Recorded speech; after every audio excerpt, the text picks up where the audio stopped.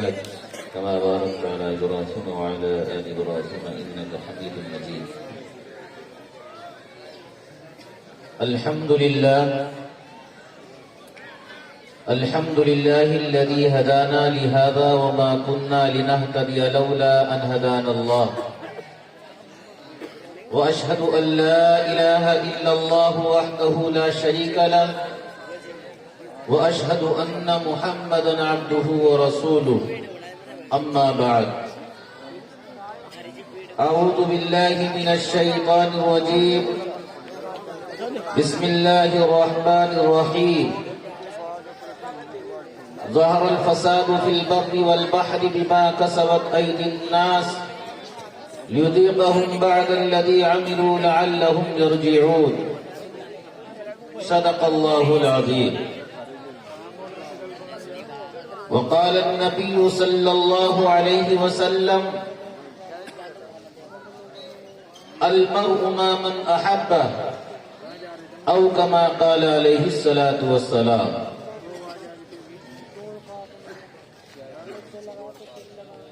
حکیم الامت حضرت مولانا اشرف علی تھانوی رحمت اللہ علیہ کے ایک مجاز ہیں حضرت خواجہ عزیز الحسن مجذوب سہارنپوری. ان کی ایک مناجات ہے، اس کے چند اشعار میں آپ کے سامنے پڑھتا ہوں. پھر اس کے بعد میں مختصر سے وقت کے لیے اپنی دینی گفتگو کا آغاز کروں گا. یہ مناجات جب میں آپ کے سامنے پڑھوں تو جس جگہ میں اللہ اللہ پڑھوں تو آپ بھی میرے ساتھ میں یہی دہراتے رہیے گا، انشاءاللہ نفع ہوگا.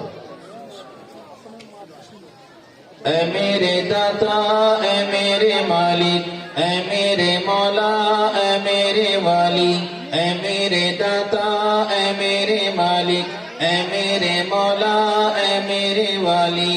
شہنشاہ دو عالم تم ہے، شہنشاہ دو عالم تم ہے، سب سے تیری سرکار ہے علی، سب سے تیری سرکار ہے علی. شان تیری ہر آن نہیں ہے، گاہ جلالی گاہ جمالی. شان تیری ہر آن نہیں ہے، گاہ جلالی گاہ جمالی. وہ بھی عجب خوش بخت ہے جس نے، وہ بھی عجب خوش بخت ہے جس نے قلب میں تیری یاد بسالی. وہ بھی عجب خوش بخت ہے جس نے قلب میں تیری یاد بسالی. شغل میرا بس اب تو الہی، شغل میرا بس اب تو الہی. شام و سحر ہو اللہ اللہ اللہ اللہ اللہ اللہ اللہ اللہ اللہ اللہ اللہ اللہ اللہ اللہ. لیٹے بیٹھے چلتے پھرتے آٹھوں پہر ہو اللہ اللہ اللہ اللہ اللہ اللہ اللہ اللہ اللہ اللہ اللہ اللہ اللہ اللہ. قصبوں میں دنیا ہی کے راہ میں دین کی دولت کچھ نہ کمائی. قصبوں میں دنیا ہی کے راہ میں دین کی دولت کچھ نہ کمائی. وقت یوں ہی بیکار گزارا، وقت یوں ہی بیکار گزارا. عمر یوں ہی غفلت میں گوائی، عمر یوں ہی غفلت میں گوائی. خلق میں ہی سب سے برا ہوں، کوئی نہیں ہے مجھ میں بھلائی. خلق میں ہی سب سے برا ہوں، کوئی نہیں ہے مجھ میں بھلائی. مجھ سا کوئی بدکار نہ ہوگا، مجھ سا کوئی بدکار نہ ہوگا. کون سی کی نا میں نے برائی، کون سی کی نا میں نے برائی. شغل میرا بس اب تو الہی، شغل میرا بس اب تو الہی. شام و سحر ہو اللہ اللہ اللہ اللہ اللہ اللہ اللہ اللہ اللہ اللہ. لیٹے بیٹھے چلتے پھرتے آٹھوں پہر ہو اللہ اللہ اللہ اللہ اللہ اللہ اللہ اللہ اللہ اللہ اللہ اللہ اللہ ذکر تیرا کر کے الہی دور کروں میں دل کی سیاہی ذکر تیرا کر کے الہی دور کروں میں دل کی سیاہی چھوڑو کے حب مالی و جاہی چھوڑو کے حب مالی و جاہی اب تو کروں بس فقر میں شاہی اب تو کروں بس فقر میں شاہی شام و سحر ہو شغل مناہی میرے گناہ ہے لامت نہیں میرے گناہ ہے لامت نہیں کس سے کہوں میں اپنی تباہی کس سے کہوں میں اپنی تباہی تو ہی میری کر پشت پناہی تو ہی میری کر پشت پناہی شغل میرا بس اب تو الہی شام و سحر ہو اللہ اللہ اللہ اللہ اللہ اللہ اللہ اللہ اللہ اللہ لیٹے بیٹھے چلتے پھرتے آٹھوں پہر ہو اللہ اللہ اللہ اللہ اللہ اللہ اللہ اللہ اللہ اللہ لا الہ الا اللہ محمد رسول اللہ صلی اللہ علیہ وسلم۔ آج کے اس عظیم الشان اجلاس کے صدر محترم عاشق قرآن الحاج حضرت قاری محمد اکرام صاحب دامت برکاتہم العالیہ اور اسٹیج پر تشریف فرما حضرات علماء کرام اور جامعہ خیر العلوم کے ناظم صاحب حضرت مولانا مفتی عمار صاحب اور حضرت مولانا مفتی حضرت مولانا محمد منیر عالم صاحب اور معزز سامعین، خطبہ مسنونہ کے بعد قرآن کریم کی ایک آیت تلاوت کی، بعدہ پیغمبر اسلام حضرت محمد صلی اللہ علیہ وسلم کی ایک حدیث تلاوت کی۔ مختصر سے وقت میں قرآن و حدیث کی روشنی میں اپنی معروضات کو آپ کے سامنے پیش کرتا ہوں۔ دعا کریں اللہ تعالیٰ مجھے صحیح کہنے کی توفیق عطا فرمائے اور ہم سب کو اس کے اوپر عمل کرنا آسان فرمائے۔ عزیزان محترم، میں نے قرآن کریم کی آیت پڑھی، ظہر الفساد فی البر والبحر بما کسبت ایدی الناس لیذیقہم بعد الذی عملوا لعلہم یرجعون۔ پروردگار عالم قرآن مقدس میں ارشاد فرماتا ہے کہ زمین کی خشکی پر اور دریاؤں کی تری پر فساد یعنی ظلم و ستم ظاہر ہو چکا ہے، اور آج دنیا کا جو دنیا کے اندر یہ تمام کے تمام انتشار اور یہ تمام کے تمام اختلافات اور یہ طرح طرح کے معاملات اور فسادات جو ظہور ہو رہے ہیں، جو نمودار ہو رہے ہیں، اس کی اصل وجہ یہ ہے کہ انسانوں کی بدعمالیاں ہیں، اور یہ اس لیے ہے تاکہ یہ انسان اللہ سے رجوع کریں، توبہ و استغفار کریں۔ عزیزان محترم، توجہ میری طرف رکھیے گا، مختصر سا وقت میرے پاس میں ہے۔ اب آپ دیکھیے دنیا ایک عجیب و غریب نظام سے گزر رہی ہے، چاروں طرف افراتفری کا ماحول ہے۔ آپ چاہے وہ ہندوستان کی تاریخ کو پڑھیے یا آپ دوسرے ممالک کے حالات کو پڑھیے، آپ یورپ میں جائیں گے یا آپ ایشیا میں آئیں گے، دنیا ایک عجیب کیفیت سے گزر رہی ہے۔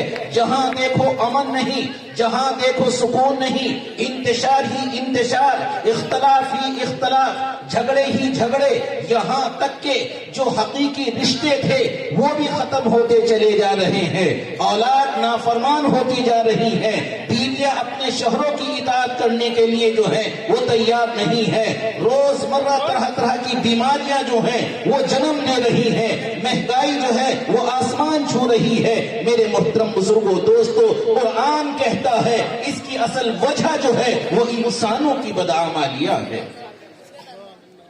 اس بات کو سمجھنے کے لیے میں دو تین مثالیں آپ کے سامنے پیش کروں گا تاکہ بات ذہن کے اندر آ جائے۔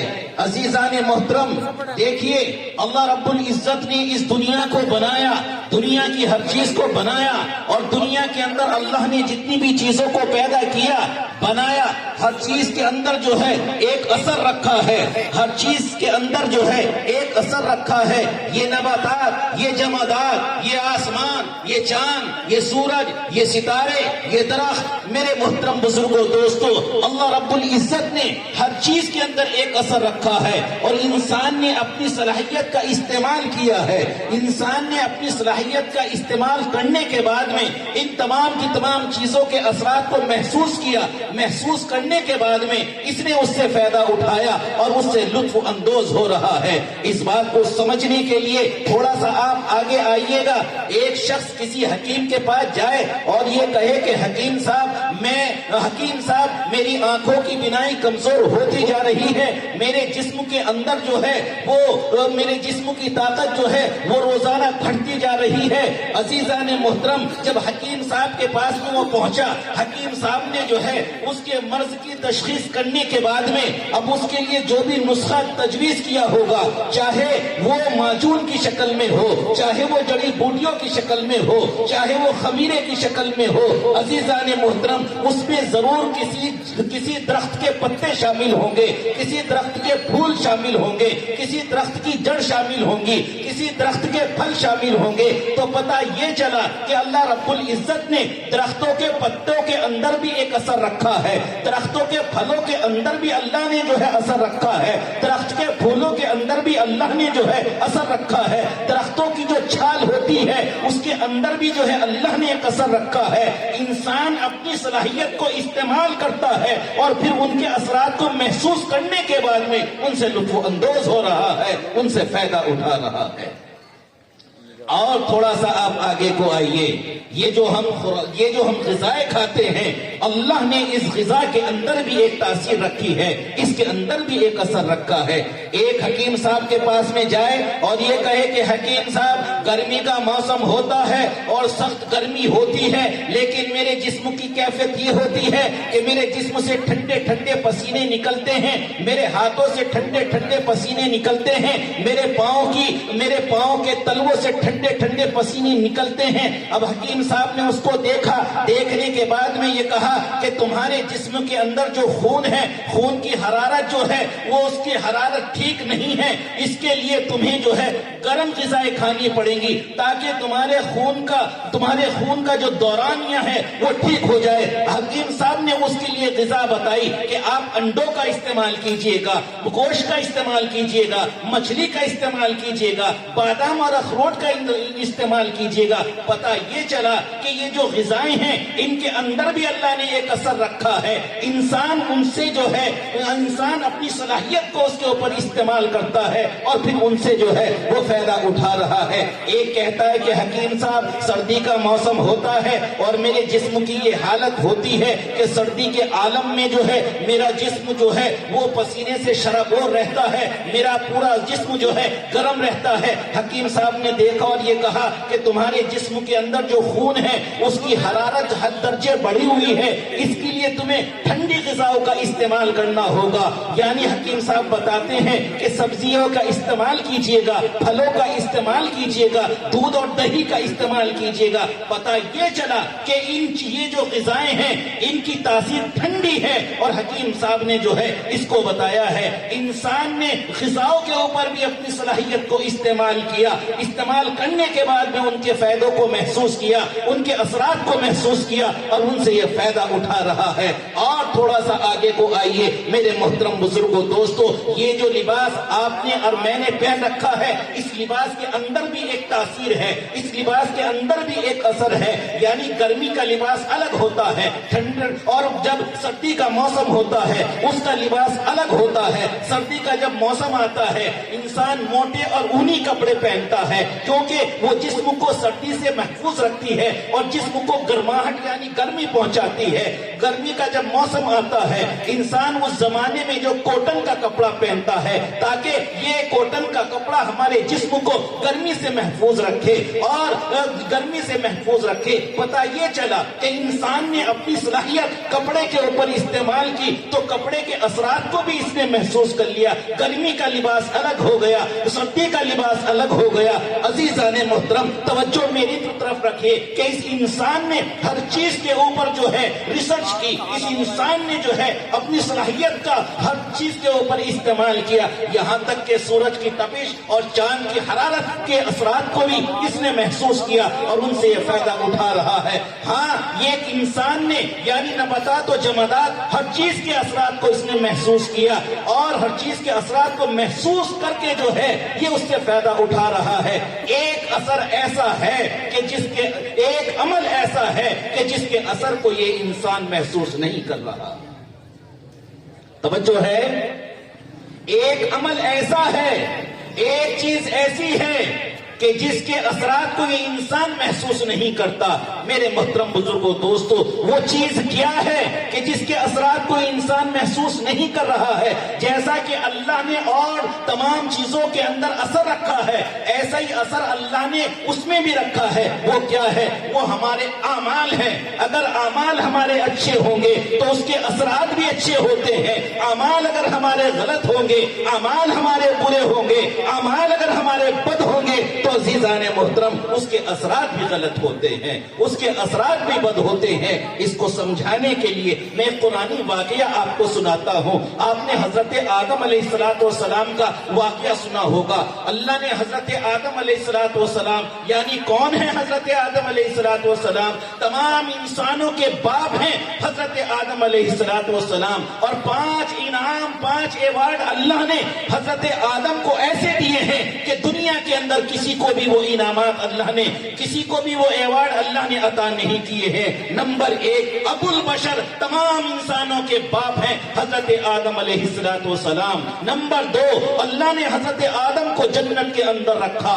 نمبر 3 حضرت آدم کو تمام فرشتوں سے اللہ نے سجدہ کرایا یعنی مسجود ملائکہ حضرت آدم علیہ السلام۔ اور چوتھا ایوارڈ یہ ہے، توجہ رکھیے عزیزان محترم، اللہ نے اس کائنات کو بنایا، اللہ نے کائنات کی ہر چیز کو بنایا، یہ زمین کو بنایا، کن کہا یہ زمین تیار ہو گئی۔ اللہ نے پہاڑوں کو بنایا، کن کہا یہ پہاڑ تیار ہو گئے۔ اللہ نے جنت، دوزخ، فرشتے اور جنات ان تمام کو پیدا کیا، اللہ کن کہتا رہا اور یہ تمام کی تمام چیزیں پیدا ہوتی رہی۔ لیکن جب حضرت آدم کی باری آتی ہے، جب حضرت انسان کی باری آتی ہے، توجہ میری طرف رکھیے گا عزیزان محترم، جملہ آپ کے حوالے کر رہا ہوں کہ جب اللہ نے حضرت آدم کو بنایا، حضرت آدم کی باری آتی ہے، حضرت آدم کی باری آتی ہے، لفظ کن کہہ کے حضرت آدم کو نہیں بنایا بلکہ قرآن کہتا ہے خلقت بیدی، اللہ فرماتا ہے اے انسان تیرے چہرے کو میں نے اپنے دست قدرت سے بنایا ہے۔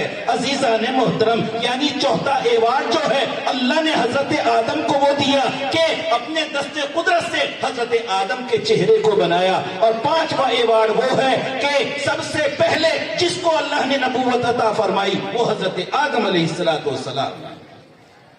یہ ایوارڈ دیے اللہ نے حضرت آدم علیہ السلام کو، یہ انعام دیے، جنت کے اندر رکھا۔ جنت کے اندر رکھنے کے بعد میں کہا کہ آدم جنت کی تمام چیزیں تمہارے لیے ہیں، جنت میں جہاں تم گھومنا چاہو گھومو، جو کھانا چاہو کھاؤ، جو پینا چاہو پیو، لیکن یہ سامنے جو ایک درخت کھڑا ہوا ہے اس کا پھل کھانا تو بہت دور کی بات ہے، اس کے قریب بھی مت چلے جانا۔ اور حضرت آدم سے یہی ایک چوک ہو گئی۔ قرآن کہتا ہے فلما ذاق الشجرة بدت فلما ذاق الشجرة بدت لهما سوآتهما، حضرت آدم سے چوک ہو گئی، حضرت آدم نے اس درخت کے پھل کو کھا لیا، اور کھایا کون سی جگہ؟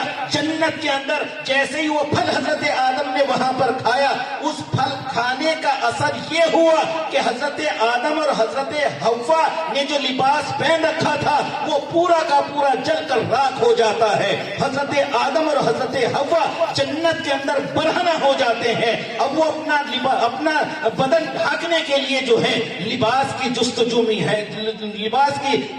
میں ہیں. عزیزان محترم، اب آپ دیکھیے حضرت آدم کو 5 ایوارڈ اللہ نے ایسے دیے، ایسے انعام دیے، اتنی بڑی بڑی ان کی نسبتیں. جنت میں ایک ذرا سی چوک ان سے ہوئی تو اللہ نے جنت ہی میں ان کو برہنہ کر دیا. آج یہ انسان علل اعلان کھلم کھلا اللہ کی نافرمانی کرتا ہے اور گناہ کرتا ہے. کئی چوراہوں پر کھڑے ہو کر، کہیں شراب کے اڈوں پر، کہیں عیاشیوں کے اڈوں پر جس وقت یہ گناہ کرتا ہے، ہونا تو یہ چاہیے تھا کہ اللہ نے کیسے حضرت آدم کو جنت کے اندر برہنہ کر دیا تھا، ان انسانوں کو بھی برہنہ کر دیتا. لیکن اس کی ستاری کا معاملہ ہے، اس کی غفاری کا معاملہ ہے، تو پتہ یہ چلا انسان کی ذرا سی چوک جو ہے وہ کہاں سے کہاں تک پہنچا دیتی ہے.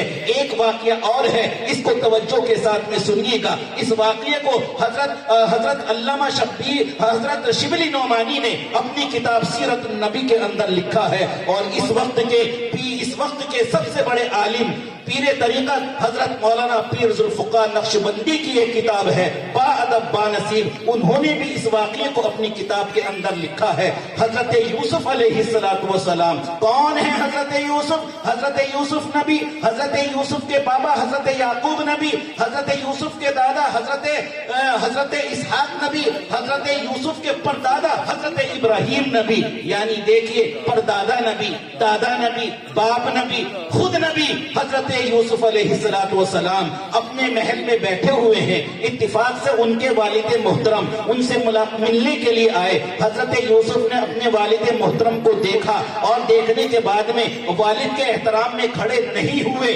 عزیزان محترم توجہ میری طرف رکھیے گا، حضرت یوسف اپنے والد کے احترام میں کھڑے نہیں ہوئے. اللہ کو حضرت یوسف کی یہ بات بڑی ناگوار لگی، فوراً فرشتے کو بھیجا اور کہو کہ جاؤ یوسف سے کہہ دو کہ آج تم نے اپنے باپ کا جو احترام نہیں کیا ہے، اللہ کو یہ تمہاری بات اچھی نہیں لگی، بالکل بھی پسند نہیں آئی. اب اللہ یہ فرماتا ہے کہ باپ کا ادب نہ کرنے کی وجہ سے اللہ فرماتا ہے کہ یوسف کی نسل میں اب کسی کو بھی جو ہے وہ نبوت جیسی عظیم نعمت عطا نہیں کی جائے گی. میرے محترم بزرگوں دوستو، پتہ یہ چلا کہ انسان کی ذرا سی چوک جو ہے وہ کہاں سے کہاں پہنچا دیتی ہے. نسلوں سے بھی جو ہے اللہ نعمتیں چھین لیتا ہے، نسلوں سے بھی اللہ جو ہے وہ برکتیں چھین لیتا ہے، نسلوں سے بھی اللہ جو ہے وہ نعمتیں چھین لیتا ہے. یہ دیکھیے یعنی انسان کی چوک کہاں سے کہاں پہنچا دیتی ہے. اور تھوڑا سا آپ آگے کو آئیے گا. اب میں نے 2 واقعے آپ کو یہ بتائے، 2 واقعے میں اور سنا کر اپنی بات کو تمام کر دوں گا. مختصر سا وقت ہے میرے پاس میں. ایک بہت بڑے اپنے وقت کے بزرگ گزرے ہیں جن کا نام ہے حضرت بشر حافی رحمت اللہ علیہ. حضرت بشر حافی حاف عربی میں کہتے ہیں ننگے پاؤں چلنے والا. اور یہ حضرت بشر حافی جو ہے ہمیشہ ننگے پاؤں چلا کرتے تھے، اپنے پاؤں میں کبھی جوتے چپل نہیں پہنا کرتے تھے. کسی دن کسی نے معلوم کر لیا کہ حضرت کیا بات ہے، آپ ہمیشہ ننگے پاؤں چلتے ہیں، آپ جوتے چپل کیوں نہیں پہنتے؟ سنو سرچندی والو، حضرت بشر حافی کہتے ہیں کہ اللہ قرآن کے اندر فرماتا ہے والارض فرشناها فنعم الماہدون،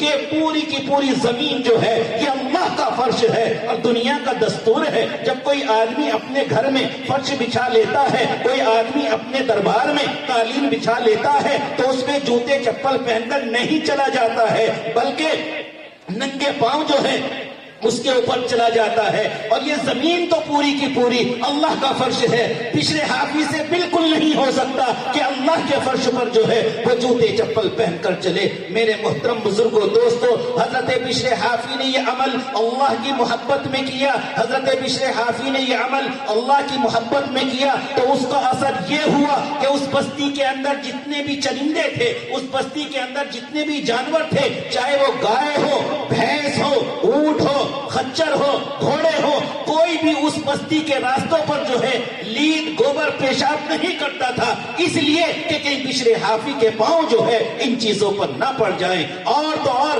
उस बस्ती से जो उड़ने वाले गुजरने वाले परिंदे हुआ करते थे, वो भी उस बस्ती पर जो है हजरत बिशरे हाफी के एहतराम में बीट वगैरह नहीं किया करते थे। मेरे मोहतरम बुजुर्गों, दोस्तों, पता ये चला कि जब कोई अल्लाह से मोहब्बत करता है, अल्लाह उससे मोहब्बत करता है। अल्लाह जमीनों आसमान के दरमियान में रहने वाली तमाम के तमाम मखलूकात को गवाह बनाकर कहता है कि देखो मैं फला बंदे से मोहब्बत करता हूँ, तुम भी उससे मोहब्बत करो। हजरत बिशरे हाफी ने ये मोहब्बत की तो उसका मेरे मोहतरम बुजुर्गों, दोस्तों, ये असर हुआ। एक दिन बस्ती वाले देखते हैं कि बस्ती के अंदर ऊंट घोड़े वो पेशाब भी कर रहे हैं, लीद भी कर रहे हैं। तो कहने वाले ने कहा लगता है कि आज वो अल्लाह का आशिक दुनिया से चला गया। और वही दिन था हजरत बिशरे हाफी जो है वो इंतकाल कर गए थे। मेरे मोहतरम बुजुर्गों, दोस्तों, तो पता ये चला कि आदमी जब नेक अमाल करता है या अल्लाह की मोहब्बत में कोई कदम उठाता है तो अल्लाह उसके असरात जो है इंसानों पे तो डालता ही है, अल्लाह जो है वो जानवरों के ऊपर भी उसके असरात डाल देता है,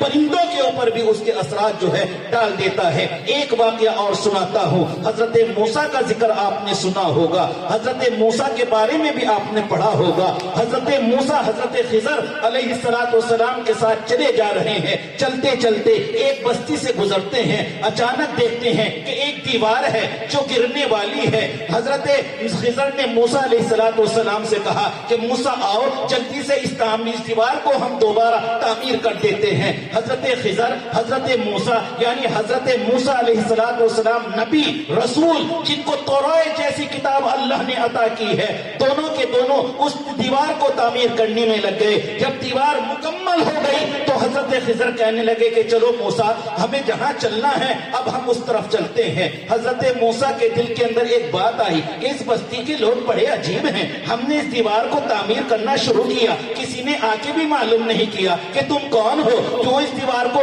दोबारा से तामीर कर रहे हो। यहाँ तक के किसी ने ना पानी को मालूम किया, ना खाने को मालूम किया, और तो और हमने पूरी की पूरी तामीर कर दी, किसी ने उजरत के बारे में भी मालूम नहीं किया कि तुमने पूरी तामीर कर दी, इसकी उजरत क्या लोगे। जैसे हजरत मूसा के दिल के अंदर ये ख्याल आया, अल्लाह ने फौरन फरिश्ते को भेजा और कहा कि जाओ मूसा अलैहिस्सलाम से पूरा का पूरा वाकया बयान कर दो। फरिश्ता आता है, हजरत मूसा से कहता है, सलाम करता है, सलाम करने के बाद में फरिश्ता बतलाता है कि मूसा ये जो दीवार है इस बस्ती के अंदर रहने वाले दो यतीम बच्चे हैं, उनकी दीवार है, उस दीवार के नीचे जो है उनके मरहूम बाप का खजाना दफन है और अल्लाह उस खजाने की हिफाजत फरमा रहा है। इसलिए वकाना अबूहुमा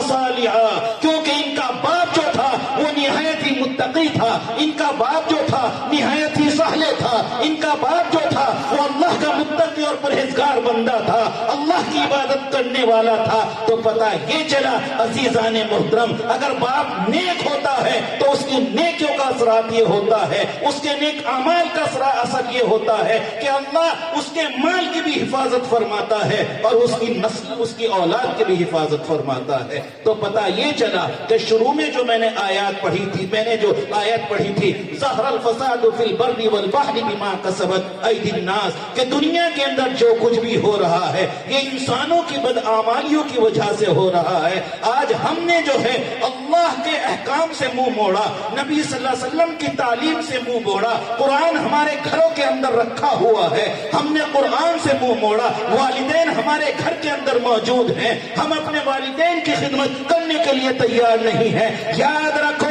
नबियों के बाद में अगर कोई जात है कि जिसकी दुआ अल्लाह फौरन कबूल करता है वो वालिदैन है। आज हम अपने वालिदैन की दुआएं लेने के लिए तैयार नहीं है, आज हम उनकी खिदमत करने के लिए तैयार नहीं है। मेरे मोहतरम बुजुर्गों, दोस्तों, इधर से उधर, यहाँ से वहाँ, कारोबार में बरकत नहीं, औलाद नाफरमान हो रही है, बीमारियां बढ़ रही हैं, कभी वहां जाएंगे दुआ कराने के लिए, कभी उससे जाएंगे तावीज लेने के लिए, लेकिन कभी भी जो है वो माँ के पास नहीं बैठते, बाप के पास नहीं बैठते कि बाबा मेरे लिए दुआ कर दो, माँ मेरे लिए दुआ कर दो। ओ मेरे मोहतरम बुजुर्गों, दोस्तों, वो माँ जिसने 9 महीने अपने पेट में रखा और 2 साल तक उसने दूध पिलाया, जिस वक्त वो अपनी औलाद के हक के लिए दुआएं अल्लाह से मांगती है, मेरे मोहतरम बुजुर्गों, दोस्तों, जब तक अल्लाह उसकी दुआएं कबूल नहीं कर लेता, ये अर्श जो है हिलता रहता है। आज हमने जो है माँ बाप को नजरअंदाज कर दिया तो फिर घर में कहां से जो है खैर और बरकत आए।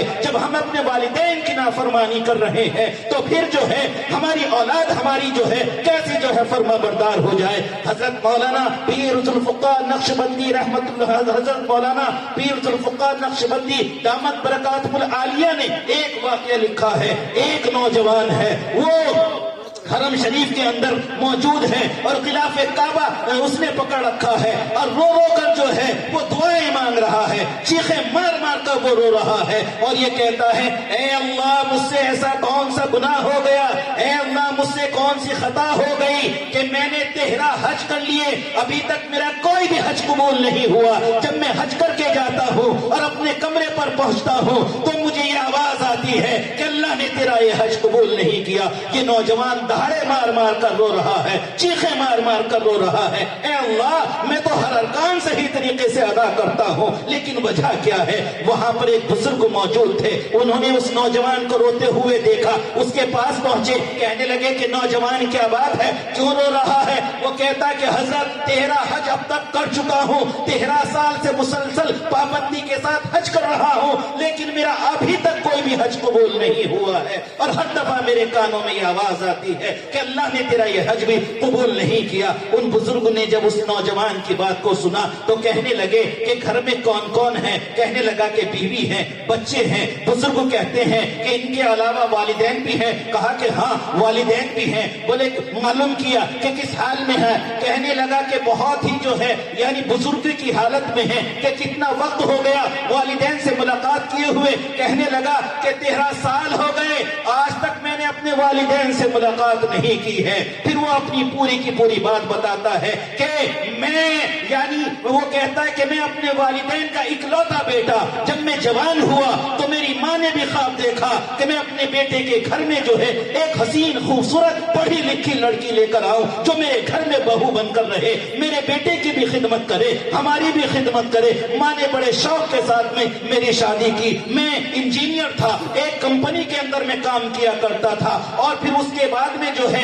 जब मेरी शादी हो गई रोजाना मैं अपने घर आया करता था। मेरी अम्मा मुझे कहने लगी, बेटा तुम्हें रोज आने में तकलीफ होती है, हफ्ते में दुल्हन को जो है अपने साथ ले जाओ और हफ्ते में हमसे मुलाकात करने के लिए आते रहना। वो नौजवान कहता है मैंने अपनी अहलिया को लिया, फिर मैं अपने उस जो कंपनी की तरफ से मुझे कमरा मिला हुआ था मैं वहां पर पहुंच जाता हूँ। कई महीने तक हर हफ्ते में पाबंदी के साथ में आया, लेकिन कुछ महीने गुजरने के बाद में मेरी अहलिया मोहतरमा मुझसे झगड़ा करने लगती है और कहती है कि अगर तुम अपने माँ बाप के पास जा रहे हो तो मैं भी अपने माँ बाप के पास जाती हूँ, तुम्हारा हर हफ्ते यही मामला रहता है। होते होते हफ्ते से बाद 15 दिन पहुंची, 15 दिन से ये बात फिर महीने से जो है साल गुजर गए और यहाँ तक घर के अंदर झगड़ा होने लगा। जब भी मैं अपने वालिदैन से मुलाकात करने के लिए जाना चाहता, मेरी बीवी जो है वो दरमियान में दीवार बनकर खड़ी हो जाती और मुझे कह दिया कि फैसला कर ले, अगर तुझे माँ बाप के पास में रहना है तो रह ले, नहीं जिस दिन तू क्या तो माँ बाप के साथ रह ले या मेरे साथ में रह ले। अजीजान मोहतरम, वो नौजवान कहता है कि जब मैंने ये देखा, घर के अंदर झगड़ा देखा, मैंने कंपनी से जो है इस्तीफा दिया और अपनी वीजा लगाई, मैं अब सऊदी आ गया। 13 साल से मैं यहीं पर हूँ और हर साल मैं पाबंदी से जो है हज करता हूँ, लेकिन जो है हर दफा मेरे कानों में ये आवाज आ जाती है। वो बुजुर्ग कहते हैं कि जितनी भी जल्दी हो सके अपने घर जा, अपने वालिदैन से मुलाकात कर। अजीजा ने मोहतरम ये दौड़ा दौड़ा अपने कमरे पर आता है, फिर अपनी कंपनी में पहुंचता है। कंपनी में पहुंचने के बाद में ये दरखास्त लगा देता है, दरखास्त मंजूर हो जाती है। ये अब अपने घर को वापस आ रहा है। जैसे अपनी बस्ती के बस स्टैंड पर ये पहुंचता है, इसके दिल के अंदर ख्यालात मचल रहे हैं, इसके दिल के अंदर जो है तरह तरह के ख्याल आ रहे हैं। मेरा बाप मुझसे नाराज होगा और ये कहेगा कि अब्दुल्ला 13 साल में तुझे हमारी याद आई है, जब चला जा। मैं अपने बाप को जो है बचपन के वाकया सुनाकर खुश कर लूंगा और कहूंगा कि बाबा तुम ही तो थे कि जब मैं अगर रोता था परेशान हो जाते थे। बाबा तुम ही तो थे, अगर बचपन में मुझे सर दर्द हो जाता था तुम ही तो थे, पूरी रात मुझे इधर से उधर लिए फिरते थे। बाप को मना लूंगा, माँ को मना लूंगा, माँ को भी बचपन के वाक़यात याद दिलाकर खुश कर लूंगा। अभी ये अपनी ख्याली दुनिया सजाकर बस स्टैंड से आगे पहुंचा और अपने घर के कुछ ही फासले पर खड़ा हो गया। अचानक एक 10 साल का बच्चा उसके सामने से गुजरता है। उसने उस 10 साल के बच्चे को बुलाया और ये कहा, अब उसने ये कहा उस 10 साल के बच्चे को बुलाकर कि बेटा ये बता, ये सामने जो 2 बुजुर्गवार रहते थे, एक अम्मा रहती थी, एक बाप रहता था, उनके क्या हाल है? तो वो कहता है कि जी क्या बताएं कि जो बड़े मियाँ थे वो तो इंतकाल कर गए, बूढ़ी अम्मा हैं, उनके हाल ये है कि उनके ऊपर भी लकवा पड़ चुका है और वो चारपाई पर पड़ी रहती हैं, उनकी अब कोई खिदमत करने वाला नहीं है। पड़ोसी आते हैं और खाना उनको पहुंचा देते हैं, अगर वक्त मिला तो दे जाते हैं और नहीं वक्त मिला तो वो भूखी अम्मा जो है ऐसे भूखी रहती है। अजीजान मोहतरम, इतना सुनना था कि अब इसके पांव के नीचे से जमीन निकलनी शुरू हो गई और जब ये घर पर पहुंचता है दरवाजा खोला, माँ ने कहा कि कौन? कहा कि मैं तुम्हारा बेटा हूँ। मुख्तसर अंदाज में मैं बता देना चाहता हूँ। माँ ने कहा कि बेटा मैं चल नहीं सकती, मासूर हूँ, बेटा मैं देख नहीं सकती, आंखों की बिनाई चली गई है, मेरे सीने से लग जा, हकीकत में अगर तू मेरा बेटा होगा तो मैं अपने दूध की खुशबू महसूस कर लूंगी। वो गया अपनी माँ के सीने से लगा। माँ कहने लगी कि बेटा तूने आने में बड़ी देर कर दी, तूने आने में बड़ी देर कर दी, काश के तू कुछ महीने पहले आ जाता तो अपने बाबा का दीदार कर लेता। तेरा बाबा दरवाजे की तरफ बैठा रहता था मुंह करके और कहता था मेरा अब्दुल्ला आएगा, मेरा अब्दुल्ला आएगा, लेकिन वो तुझे याद करते करते दुनिया से गुजर गया। अब रही मैं, मेरी भी अल्लाह से यही दुआ थी कि अल्लाह अब मेरा ना शौहर रहा ना मेरी कोई औलाद है, हाँ एक बेटा है, हाँ अगर वो आ जाए मुझे जब ही मौत देना। ए बेटा तू आ गया है, जब तक मेरा इंतकाल ना हो तू यहाँ से मत जाना। कुछ दिन के बाद में माँ का इंतकाल हुआ, बेटे ने माँ का हक अदा किया। फिर जब वो चला जाता है, साल आने पर वो हज करता है, हज किया। अब जब वो अपने कमरे पर पहुंचता है तो आवाज आती है कि अल्लाह ने तेरे इस हज को कबूल कर लिया और इस हज की वजह से अल्लाह ने तेरे उन तेहरा के तेहरा जो हज तूने किए हैं उनको भी कबूल कर लिया। तो पता ये चला मेरे मोहतरम बुजुर्गों, दोस्तों, ये दुनिया के अंदर जो कुछ भी हो रहा है ये हमारे आमाल की सजा है, हमारी बदआमालियों की वजह है। इसलिए हमें चाहिए अल्लाह के अहकाम के मुताबिक जिंदगी गुजारें, नबी सल्लल्लाहु अलैहि वसल्लम के तरीके के मुताबिक जिंदगी गुजारें, कुरान के फरमान के मुताबिक जिंदगी गुजारें। यही आज के इस इजलास का मकसद है, यही जामिया खैरुल उलूम का पैगाम है। अल्लाह हम सबको अमल की तौफीक अता फरमाए। व आखिरु दावाना अल्हम्दुलिल्लाहि रब्बिल आलमीन।